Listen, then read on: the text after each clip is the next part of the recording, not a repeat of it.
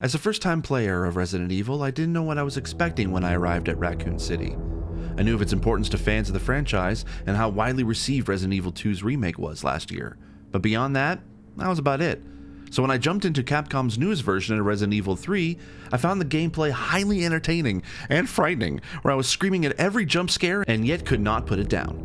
That being said, even after reaching the end credits, while there were some awesome options available, there are still significant holes in its accessibility that might make it difficult for disabled players.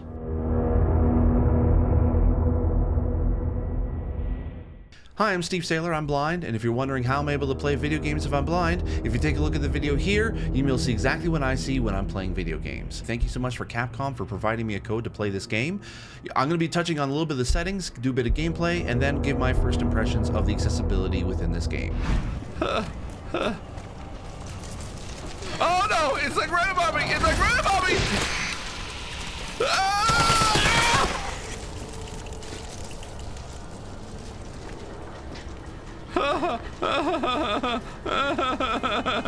So here are my thoughts on Resident Evil 3 Remake. Before I begin, I have to give a huge shout out to Brittany Brombacher at What's Good Games.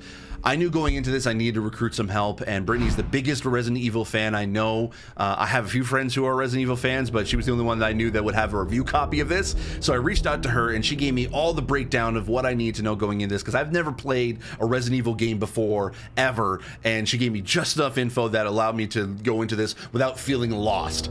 So thank you, Brittany, for helping me out with this. It meant a lot, and I really do appreciate it. But before I get into the accessibility, I have to give sort of my general thoughts of the game as I played it. And this is one of those games I was actually able to go to the end credits before actually putting this video out. I just literally could not put it down. I played it probably about 2 or 3 settings. It's about 6 hours long, that my play time for it. I actually enjoyed it, and I don't like scary games. I usually stay away from them, and it was definitely scary. I definitely jumped at a lot of moments.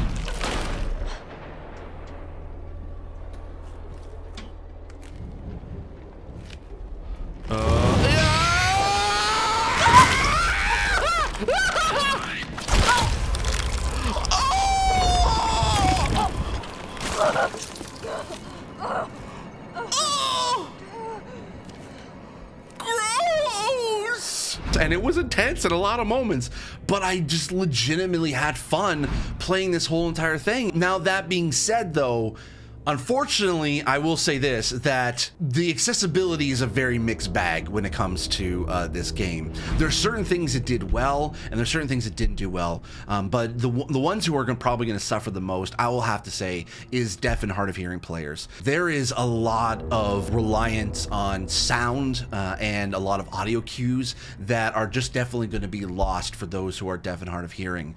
To kind of break it down a little bit further, there is subtitles option, but there is no way to be able to customize it. So it's literally just an on-off sort of situation. And even though the text was a decent size, there was no ability to show background, there was no speaker title, and even though the text size was okay, it wasn't as egregious as some of the small font in games from last year. This definitely wasn't as large as it should have been, especially compared to some of the other titles that have done really amazing in subtitles. Also, as well, a lot of the gameplay is conveyed via sound. There's definitely Nemesis is stomping around, enemies are attacking from behind or from the side, or even just you hearing them nearby. Even though, yes, it does add to the jump scare of you not knowing that there's a zombie jumping out in front of you or beside you or behind you, whichever, and having to be able to suffer a lot more jump scares than would be normal if there was some sort of visualization of sound, and there just wasn't any here. It's not to say that it's not going to be enjoyable, it's just that the immersion is definitely going to be very lost for those who are deaf or hard of hearing. Oh snap! Oh snap! Me?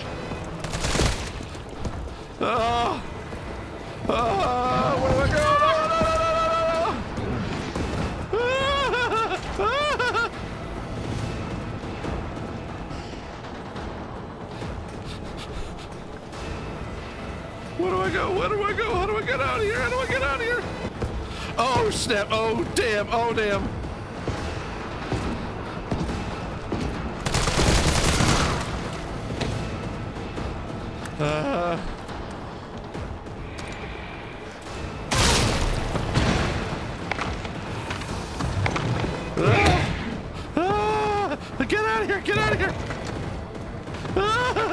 As for motor disabilities, I think that there's some holes and some gaps in its accessibility, but there are definitely some things that can help. Unfortunately, there is no full remapping of controls. There are 3 templates you can be able to choose, but there's no way to be able to change specific buttons for different actions. There are definitely options to set toggle or hold for running or for interaction within the game. I do find though that actually some of the times in the game where you're having to be able to hold a button are a little bit long. So if you are prone to injury or prone to pain based on having to be able to hold a button for a pretty long time, there are definitely going to be some moments where that might be an issue for you. There is also like auto reload, which I found actually a great benefit for myself as well, especially when you're in an area where there's a lot of zombies attacking you and then it takes you a second to realize that you have to reload. Having that auto reload feature was actually a great addition, not only just for motor disabilities, which also it was great for myself as well. What I found actually that really kind of helped was auto aim and reticle deacceleration. This was actually came in handy when you're having to be able to sort of aim at a zombie and you want to be able to aim for the head for a headshot. Reticle deacceleration was great because as soon as you hovered over an enemy, it allowed you to slow down the reticle so you can be able to like properly line up the shot that you want. What the hell is he doing to this?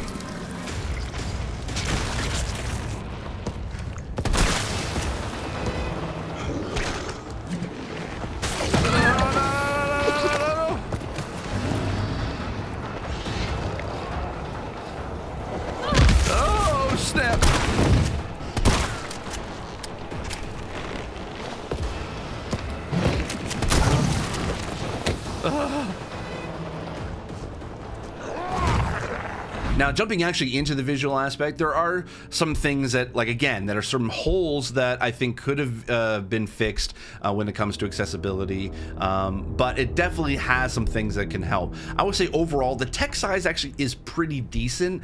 It's not the greatest. There are definitely some moments and there are definitely some menu items that are just really, really small text. Even with my 50-inch screen about 1.5 feet away from me, it was a little bit difficult. If you're in a typical living room setup and you don't have sort of accommodations for your visual disability, this might be a little bit harder to be able to read text. It's not as egregious as some games in the past, like that have had really small text, but I think it could have been a little bit bigger. I do find that those who are colorblind, you're definitely going to have some issues with this. There are certain moments and certain puzzles that rely on a bit of color in order to be able to let you know how far you progressed in that puzzle. I will say it relies on green and red as sort of the main colors. So if you have trouble trying to be able to see those colors or differentiating those colors, this might be a little bit difficult, and you might need some help in trying to be able to solve certain puzzles if it gets a little bit too frustrating after multiple tries of trying to figure out that puzzle. Notes that you pick up within the game that have emphasized words within each note that sort of give you the important information. If there's something like a gameplay mechanic that you'll need to learn, they're actually a green color. So if you have trouble trying to see green, that there were certain things that you might have been missing. There's also like the map, there actually is some pretty small text and icons for it. There are definitely some reliance on color as well. Areas that you've kind of already discovered are green, and areas that you haven't discovered are red. So if you're having, again, trouble with those colors, it might be harder for you to be able to figure out, okay, where have you been and where you need to go next in order to be able to keep exploring if that's what you want to be able to do. So it definitely doesn't help, and unfortunately there's no colorblind filters or overlays that are available for this game, at least at the version that I had. Now, I can't actually finish talking about accessibility without talking about its difficulty options, which is something that actually really helped me in being able to play this game. There is assisted, standard, and hardcore options, which is great. The one I sort of went with was the assisted mode, and in a way was kind of like almost like an assist mode that Celeste had in their game, and it actually kind of benefited the player if you choose that option. And I was actually really impressed with what it was able to offer, like aim assist, recover a certain amount of health automatically, enemies are a bit weaker, begin the game with an assault rifle, which helped out a lot. You can also receive more ammunition when crafting. This was actually something that I was very impressed with, that these options were available for assisted mode, and actually even labels it as for players new to Resident Evil, which is great. This is a great jumping on point, and I was so glad I was able to choose this option. If I went for standard or hardcore, I probably had a little bit more of a difficult time with this, but the assisted mode definitely gets a thumbs up for me. Oh god, oh god, oh god, oh god, oh god, oh god, oh god.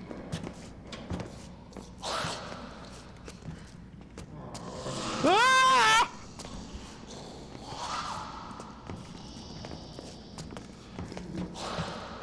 Oh snap!